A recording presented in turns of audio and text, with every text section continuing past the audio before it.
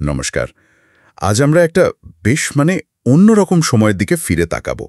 একটা ফাঁস হওয়া টেলিফোন কথোপকথন, যা বলা যায় বাংলাদেশের রাজনৈতিক পট পরিবর্তনের একেবারে চূড়ান্ত মুহূর্তের একটা ছবি তুলে ধরে। হ্যাঁ, এই আলোচনাটা আসলেই খুব গুরুত্বপূর্ণ আর কিছুটা চাঞ্চল্যকরও বটে। আমাদের কাছে যে তথ্যটা আছে সেটা হলো, আর এই সংলাপে আমরা যাদের কথা শুনছি তারা হলেন শেখ রেহানা এবং সালমান এফ রহমান, তাই তো? একদম, প্রধানত এই দুজনের কথাই শোনা গেছে। আর সময়টা নিয়েও একটা জোরালো ধারণা কিন্তু করা হচ্ছে। সেটা কিরকম? কখনকার ঘটনা এটা? বিভিন্ন সূত্র, পারিপার্শ্বিক ঘটনা এগুলো মিলিয়ে দেখলে মনে হচ্ছে এই ফোন কলটা সম্ভবত ২০২৪ সালের ৫ই আগস্টের। ৫ই আগস্ট ধারণা করা হচ্ছে এটা ঠিক সেই সময়ের যখন শেখ হাসিনা আর শেখ রেহানা সম্ভবত হেলিকপ্টারের দেশ ছাড়ছিলেন। হয়তো তাদের একদম শেষ মুহূর্তের কথাবার্তা এটা। ভাবা যায়, একটা হেলিকপ্টার থেকে করা ফোন কল, তাও এরকম পরিস্থিতিতে। তো আজকে আমাদের উদ্দেশ্যটা কি? এই কথোপকথন থেকে আমরা কি বোঝার চেষ্টা করব? দেখুন, এটা খুবই সংক্ষিপ্ত একটা আলাপ, কিন্তু এর ভেতরে অনেক কিছু লুকিয়ে আছে। ভয়, মরিয়া হয়ে পালানোর চেষ্টা, দেশের পরিস্থিতি নিয়ে চিন্তা, এমনকি মার্শাল ল বা সামরিক আইন জারি হবে কিনা, এই ধরনের প্রশ্ন। তো আমাদের উদ্দেশ্য হল এর ভেতরের তথ্যগুলো একটু বিশ্লেষণ করা, এর তাৎপর্যটা বোঝা। আর সেই সময়ের যে একটা চাপা উত্তেজনা, সেটাও তো নিশ্চয়ই উঠে এসেছে। অবশ্যই, ওই সময়ের ভয়, অনিশ্চয়তা সবকিছুই যেন ধরা আছে এই কয়েকটা লাইনে। এটা শুধু দুটো মানুষের ব্যক্তিগত আলাপ নয়, এটা ওই সময়টারই একটা প্রতিচ্ছবি। আসুন তাহলে একটু বিস্তারিতভাবে দেখি। বেশ, তাহলে একদম শুরু থেকে শুরু করি। এই ফোন কলটা হলো কিভাবে? শেখ রেহানা সরাসরি ফোন করেছিলেন সালমান এফ রহমানকে? না, ট্রান্সক্রিপ্ট অনুযায়ী ব্যাপারটা আরও একটু অন্যরকম। একজন সেনা কর্মকর্তা, কর্নেল রাজীব নামে পরিচিত, তিনি নাকি প্রথমে সালমান এফ রহমানকে ফোন করেন। ওহ আচ্ছা, একজন সেনা কর্মকর্তা। হ্যাঁ, তারপর সেই ফোনটাই তিনি শেখ রেহানাকে দেন কথা বলার জন্য। সংযোগটা উনি করিয়ে দিয়েছিলেন। এটা কিন্তু শুরুতেই একটা প্রশ্ন তুলে দেয়, এই সেনা কর্মকর্তার ভূমিকাটা ঠিক কি ছিল? ঠিক, সেটা একটা রহস্য, তবে তার উত্তর এই ট্রান্সক্রিপ্টে নেই। আচ্ছা, তো শেখ রেহানা ফোন পে কি বললেন? তিনি সালাম দিয়ে শুরু করেন, তারপর খুব স্বাভাবিকভাবেই জানতে চান সালমান এফ রহমান কোথায় আছেন, আপনি কই। এই সাধারণ প্রশ্নটাই তখনকার পরিস্থিতিতে কিন্তু অসাধারণ অর্থ বহন করে। উত্তরে সালমান সাহেব বললেন তিনি তার বাসাতেই আছেন। শেখ রেহানার প্রতিক্রিয়া কি ছিল শুনে? একেবারে সঙ্গে সঙ্গে তিনি বলেন, থাকেন না, থাকবো না, হ্যাঁ ঠিক আছে। পরিষ্কার বোঝা যাচ্ছে তিনি চাইছেন না সালমান এফ রহমান ওখানে থাকুন, দ্রুত সরে যেতে বলছেন। একদম। আর একই সাথে নিজেদের অবস্থান নিয়েও একটা হালকা ইঙ্গিত দেন। নিজেদের অবস্থান কোথায় আছেন বললেন? না, সরাসরি বলেননি, সেটা বলার কথাও না হয়তো, কিন্তু বললেন যে তারা সম্ভবত তিনি আর শেখ হাসিনা অন্য একটা জায়গায় আছেন।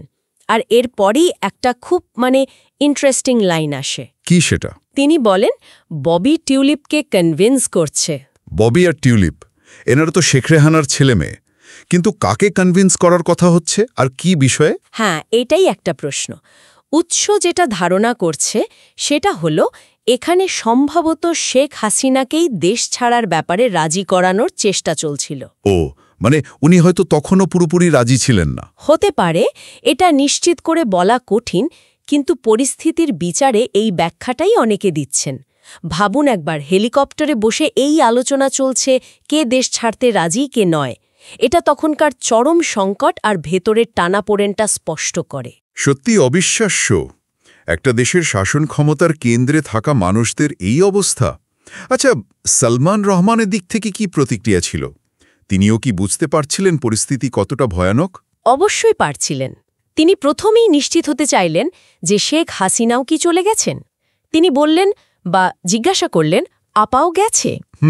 এরপর তিনি নিজের পালানোর পরিকল্পনার কথাও একটু জানালেন। তিনি কি পরিকল্পনা করছিলেন? তিনি বলছিলেন যে তিনি যদি সুযোগ পান বা পালান, তাহলে সাবেক আইনমন্ত্রী আনিসুল হককেও সাথে নেওয়ার চেষ্টা করবেন। ওহ, আনিসুল হককেও?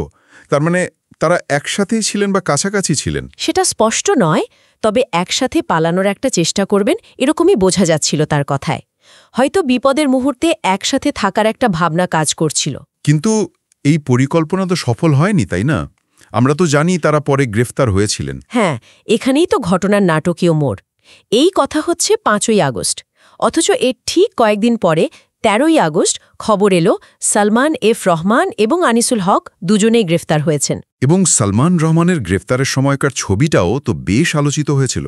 ঠিক, শোনা যায় বা বিভিন্ন সূত্রে জানা যায় তিনি তার পরিচিত লম্বা দাড়ি, যার জন্য অনেকে তাকে দরবেশ বলতো আর কি, সেই দাড়ি কেটে ফেলেছিলেন, ছদ্মবেশে ছিলেন। পালানোর চেষ্টা করছিলেন। হ্যাঁ, ধারণা করা হয় নৌপথে পালানোর চেষ্টা করছিলেন, সম্ভবত ভারতের দিকে, কিন্তু কোস্টগার্ডের হাতে ধরা পড়েন। আনিসুল হকও গ্রেফতার হন। মানে পরিকল্পনা আর বাস্তবের মধ্যে বিশাল ফারাক। তখনকার সেই চরম বিশৃঙ্খলার অনিশ্চয়তারই এটা একটা প্রমাণ। আচ্ছা, ফোনালাপে ফেরা যাক। শেখ রেহানা পালানোর পরামর্শ দেওয়ার পর কি আর কিছু বলেছিলেন যা তাদের ভয় বা আতঙ্কের মাত্রা বোঝায়? হ্যাঁ, তিনি এরপর একটা নির্দিষ্ট ঘটনার কথা বললেন, যেটা শুনে মনে হয় তাদের ভয়টা আরও বেড়ে গিয়েছিল। তিনি বললেন যে গুলশানের শেখ হেলালের ভাই শেখ জুয়েল, তার স্ত্রী শম্পার বাসায় নাকি কেউ একজন গিয়েছিল। কেউ গিয়েছিল? কারা? সেটা তিনি বলেননি, তবে বলেছিলেন গিয়ে ছবি তুলেছে। কারা গিয়েছিল, কেন গিয়েছিল, কিচ্ছু স্পষ্ট নয়। কিন্তু এই ঘটনাটা তাদের মধ্যে যে একটা তীব্র ভীতি তৈরি করেছিল তা ওনার পরের কথাতেই বোঝা যায়। কি রকম? তিনি এরপর বারবার খুব আতঙ্কিত গলায় একটা বিশেষ ধরনের মানুষের কথা বলতে থাকেন, সাদা ঝোব্বা পরা দাড়িওয়ালা। সাদা ঝোব্বা পরা দাড়িওয়ালা, এটা কাদের কথা বলছেন তিনি? এটা একটা বিরাট রহস্য। উৎস এর কোনো ব্যাখ্যা দেয়নি। এটা কি কোনো নির্দিষ্ট গোষ্ঠীর দিকে ইঙ্গিত, নাকি এটা তাদের চোখে দেখা কোনো একটা প্রতীকী বর্ণনা, বলা খুব মুশকিল। তবে এই বর্ণনাটা থেকে বোঝা যায় তারা কতটা আতঙ্কের মধ্যে ছিলেন। হয়তো শত্রুকে সেটাও ঠিকমতো বুঝতে পারছিলেন না, একটা অজানা ভয় কাজ করছিল। আর এই ভয়ের কারণেই কি তিনি সালমান রহমানকে আরও বেশি করে তাড়া দিচ্ছিলেন পালানোর জন্য? একদম। তার কথার মধ্যে একটা চরম তাড়া ছিল। বলছেন 1 সেকেন্ডও দেরি করেন না। তারপর আরেকটা রহস্যময় কথা বলেন, আমি কনভিন্স করতেছি যে যা আসে ওইটা করব আর কি। যা আসে ওইটা করব আর কি, এটার মানে কি হতে পারে? এটাও পুরোপুরি স্পষ্ট নয়, তবে মনে হচ্ছে তিনি বলতে চাইছেন যে পরিস্থিতি এতটাই খারাপ যে টিকে থাকার জন্য বা বাঁচার জন্য যে কোনো উপায় বা যে কোনো শর্ত মানতে তিনি প্রস্তুত, বা কাউকে রাজি করাচ্ছেন। কতটা মরিয়া অবস্থা! হ্যাঁ, এটা তাদের ডিসপ্যারেশন আর চাপের পরিমাণটা বোঝায়। হয়তো কোনো আপোষ বা পালানোর জন্য যে কোনো ঝুঁকি নেওয়ার কথা ভাবছিলেন। একদিকে এই ভয়, পালানোর তাগিদ, ব্যক্তিগত উদ্বেগ এসব চলছে। ঠিক তখনই সালমান এফ রহমান একটা বেশ বড় রাজনীতিক প্রশ্ন করে বসলেন, তাই না? হ্যাঁ, এবং আমার মতে এটাই এই কথোপকথনের অন্যতম গুরুত্বপূর্ণ একটা অংশ। সালমান এফ রহমান হঠাৎ করে জিজ্ঞাসা করলেন, ও কেন মার্শাল ল ডিক্লেয়ার করছে না? ও, এখানে ও বলতে কার কথা বলা হচ্ছে বলে মনে হয়? উৎস ধারণা করছে এখানে সম্ভবত তৎকালীন সেনাপ্রধান জেনারেল ওয়াকার ওজ্জামান, তার কথাই বলা হচ্ছে, যদিও এটাও কিন্তু 100% নিশ্চিত নয়। কিন্তু প্রশ্নটা কেন এত গুরুত্বপূর্ণ? তারা কি চাইছিলেন যে মার্শাল ল হোক? দেখুন, এটা বেশ জটিল একটা প্রশ্ন। মার্শাল ল তো স্বাভাবিক শাসন ব্যবস্থা স্থগিত, ক্ষমতা সেনাবাহিনীর হাতে। রাজনৈতিক পট পরিবর্তনের সময় এরকম প্রশ্ন ওঠে। সালমান রহমানের প্রশ্নটা শুনে মনে হতে পারে তারা হয়তো চাইছিলেন সেনাবাহিনী পরিস্থিতি নিয়ন্ত্রণে আনুক। তারা হয়তো ভেবেছিলেন মার্শাল ল হলে তাদের জন্য সুবিধা হবে, বা অন্তত একটা স্থিতিশীল অবস্থা আসবে। হতে পারে। হয়তো ভেবেছিলেন চরম বিশৃঙ্খলার চেয়ে একটা নিয়ন্ত্রিত ক্ষমতা হস্তান্তর বা সেনাবাহিনীর নিয়ন্ত্রণ তাদের জন্য কোনোভাবে সহায়ক হবে। অথবা কি? অথবা উল্টোটাও হতে পারে। তারা হয়তো ভয় পাচ্ছিলেন যে মার্শাল ল জারি হলে কি হবে, পরিস্থিতি আরও খারাপ হবে কিনা। প্রশ্নটা আসলে তাদের চরম উদ্বেগ আর অনিশ্চয়তা দুটোই প্রকাশ করে। তারা বুঝতেই পারছিলেন না পরিস্থিতি কোন দিকে যাবে, সেনাবাহিনী কি করবে। তার মানে রাষ্ট্রের সর্বোচ্চ পর্যায়ের লোকেরাও অন্ধকারে ছিলেন। অনেকটা তাই মনে হচ্ছে। তারা হয়তো সেনাবাহিনীর হস্তক্ষেপ চাইছিলেন, আবার হয়তো ভয়ও পাচ্ছিলেন। এই দোলাচলটাই প্রশ্নটার মধ্যে আছে। শেখ রেহানা কি এই প্রশ্নের কোনো উত্তর দিয়েছিলেন? মার্শাল ল নিয়ে কিছু বলেছিলেন? না, ট্রান্সক্রিপ্ট অনুযায়ী তিনি প্রশ্নটা প্রায় এড়িয়েই গেছেন। হয়তো উত্তর জানতেন না বা ফোনে বলতে চাননি। তিনি শুধু আবার সালমান এফ রহমানকে তাগিদ দেন, বলেন, এখন কাম দিয়েন না, ইমিডিয়েটলি। এখন আর অন্য কথা নয়, শুধু পালানো। ঠিক, এরপর তারা একে অপরকে সাবধানে থাকতে বলে, সালাম বিনিময় করে ফোন রেখে দেন। খুব ছোট কথা, কিন্তু এর প্রতিটা শব্দ, প্রতিটা পজ যেন অনেক কিছু বলে দেয়। আর এর পরের ঘটনা তো আমরা জানি। শেখ রেহানা দেশ ছাড়তে পারলেন, কিন্তু সালমান এফ রহমান বা আনিসুল হক পারলেন না। একদম। সূত্র অনুযায়ী শেখ রেহানা এখন লন্ডনে আছেন পরিবারের সাথে, আর সালমান এফ রহমান ও আনিসুল হক 13ই আগস্ট গ্রেফতার হন। তাদের বিরুদ্ধে পরে অনেকগুলো মামলাও হয়েছে, হত্যা, হত্যাচেষ্টা, দুর্নীতি, এমনকি মানবতাবিরোধী অপরাধের অভিযোগও আনা হয়েছে। তারা এখনও কারাগারে আছেন বলে জানা যায়। তাহলে এই পুরো ফোন আলাপ আর এর পরের ঘটনাগুলো সব মিলিয়ে মূল বিষয়টা কি দাঁড়ালো? আমরা কি পেলাম এই আলোচনা থেকে? সংক্ষেপে যদি বলি, এই ফোনালাপটা একটা ক্ষমতা কাঠামোর পতনের ঠিক আগ মুহূর্তের একটা স্ন্যাপশট। এখানে আছে তীব্র ভয়, বাঁচার জন্য মরিয়া চেষ্টা, আপনজনদের নিয়ে চিন্তা, তথ্যের অভাব আর চরম অনিশ্চয়তা। একই সাথে এটা রাষ্ট্রের একদম উঁচু তলার মানুষদের শেষ মুহূর্তের ভাবনাচিন্তা, তাদের যোগাযোগ নেটওয়ার্ক, এমনকি সামরিক বাহিনীর ভূমিকা নিয়ে তাদের যে জল্পনা বা আশঙ্কা, সেটারও একটা দলিল। বিশেষ করে ওই মার্শাল লর প্রশ্নটা। হ্যাঁ, ওটা আসলেই খুব গুরুত্বপূর্ণ পয়েন্ট। এটা দেখাচ্ছে যে পতনের মুখে দাঁড়িয়েও তারা হয়তো কোনো একটা প্রাতিষ্ঠানিক হস্তক্ষেপ বা নিয়ন্ত্রণের দিকে তাকিয়েছিলেন বা সেটা নিয়ে উদ্বিগ্ন ছিলেন। এটা সত্যি ইতিহাসের একটা খুব নাটকীয় মুহূর্তের ভেতরের দৃশ্য।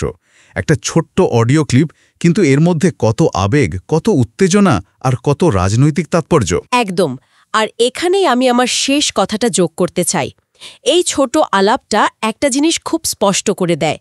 রাজনৈতিক পালাবদলের ওই কয়েকটা দিন বা এমনকি কয়েকটা ঘণ্টা পরিস্থিতি কত দ্রুত বদলাচ্ছিল। ঠিক।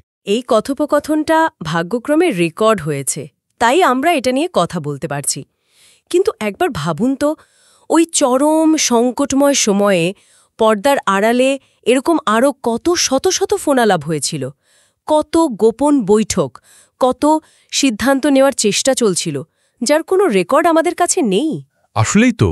ক্ষমতা হারানোর মুখে দাঁড়িয়ে থাকে মানুষগুলো তখন কার সাথে যোগাযোগ করছিলেন, কি বার্তা চালাচালি হচ্ছিল, কে কাকে সাহায্য করতে চেয়েছিল বা কে মুখ ফিরিয়ে নিয়েছিল? এই প্রশ্নগুলো সত্যিই ভাবনার। হ্যাঁ, এমন অনেক না বলা কথা, রেকর্ড না হওয়া ঘটনায় হয়তো সেই সময়ের ইতিহাসকে অন্য খাতে বইয়ে দিয়েছে বা প্রভাবিত করেছে। এই ফাঁস হওয়া ফোনালাপটা সেই বিশাল অজানা ছবির একটা খুব ছোট অংশ মাত্র, কিন্তু এটা আমাদের ওই সময়ের জটিলতা আর কুশীলবদের মানসিক অবস্থা বোঝার একটা দুর্লভ সুযোগ দেয়। আর সেই না জানা কথাগুলো, সেই রেকর্ড না হওয়া মুহূর্তগুলো ইতিহাসের গতিপথকে ঠিক কিভাবে তারা প্রভাবিত করল, এই ভাবনাটাই হয়তো আজকের আলোচনার শেষে আমরা রেখে যেতে পারি।